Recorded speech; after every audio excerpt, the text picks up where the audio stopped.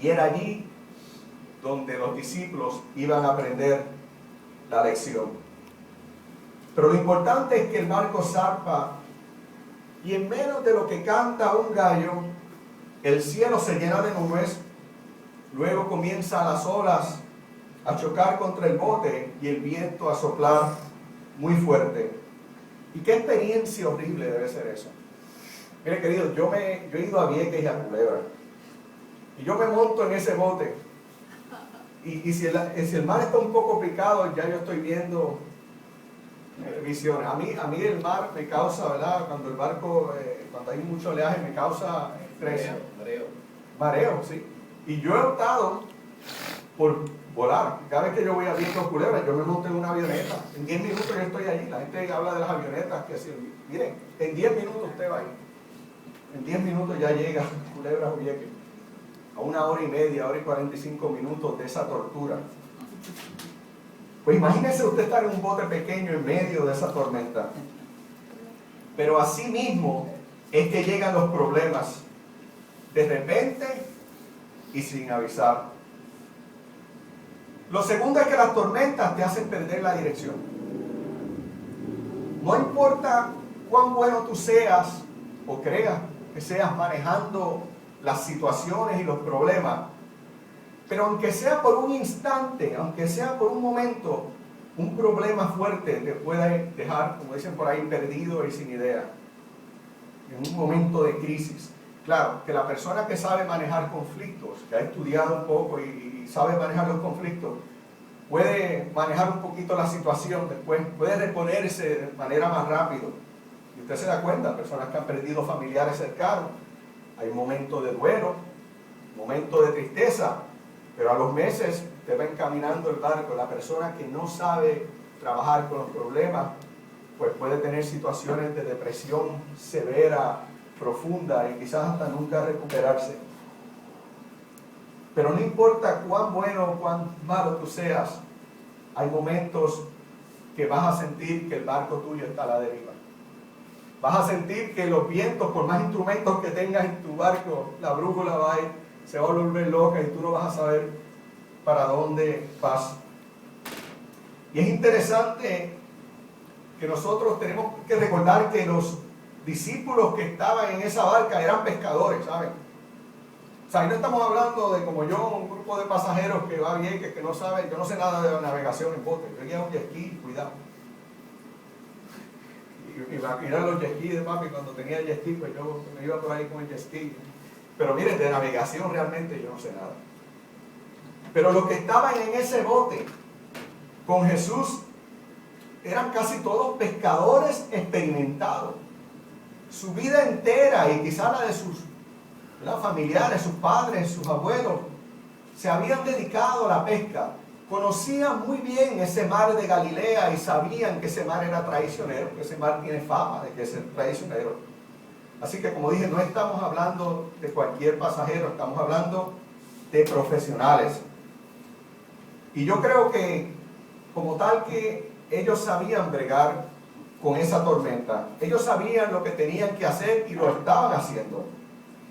Su desesperación quizás no era la de un pasajero en un bote que piensa morir, era la desesperación, ¿verdad? Y la gritería de tener que hacer lo que hay que hacer para poder trabajar con esa situación. Yo creo que el problema, y quizás lo que les molestaba a los discípulos, era que mientras ellos bregaban con ese problema, Jesús dormía profundamente.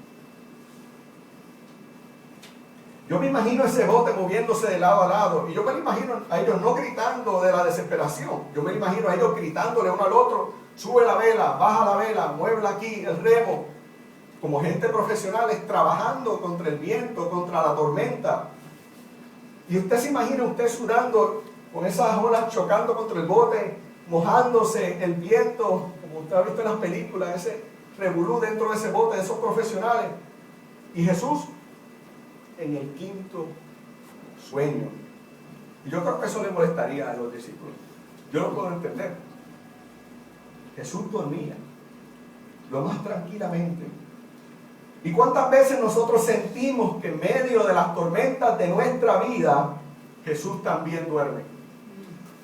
Que nos sentimos que mientras estamos pasando por esos momentos, es como si Dios no estuviera ni por los centros, como dicen por ahí, ¿verdad? No lo escuchamos, no lo vemos, no lo palpamos, ¿verdad?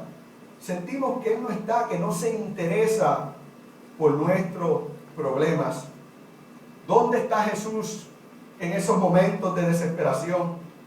Y ahí podemos entonces hacernos ecos de las palabras de los discípulos. Maestro, ¿no te importa que nos ahoguemos? ¿Cuántos gritos de desesperación nos hemos dicho nosotros también? Señor, ¿a ti no te importa lo que me está pasando? ¿A ti no te importa que esté sufriendo?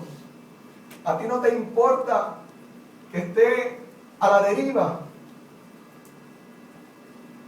Qué terrible, ¿verdad? Cuando nos sentimos así. Pero en ese momento en la lectura pasa algo totalmente inesperado.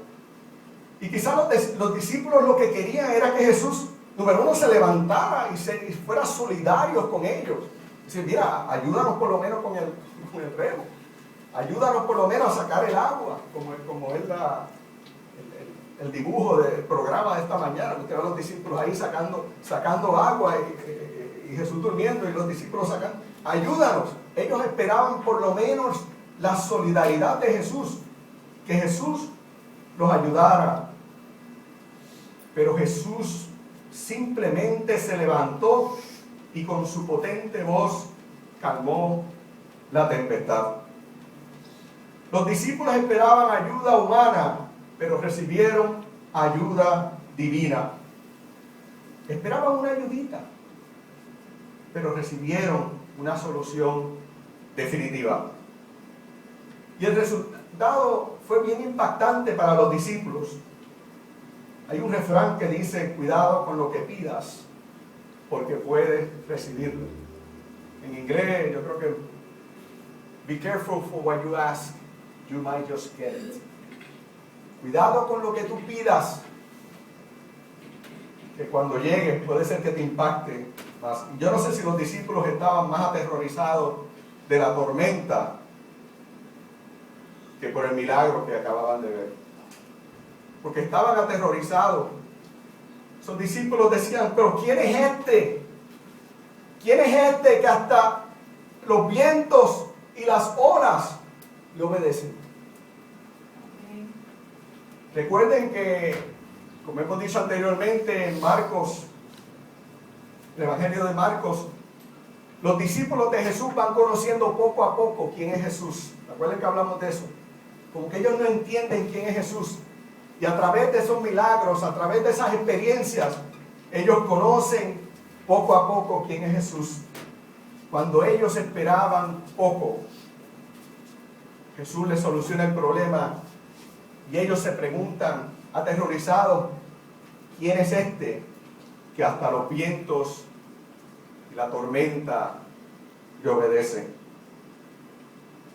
Te pregunto esta mañana, querido, ¿a quién tú le temes? ¿A la tormenta o al que puede calmar la tormenta de tu vida? Jesús le pregunta a sus discípulos, ¿por qué son ustedes tan miedosos? ¿Todavía no tienen fe? ¿No entienden todavía ustedes quién soy yo? En medio de tu problema, en medio de tu crisis, acuérdate que tanto el problema mayor como la solución están dentro de ti.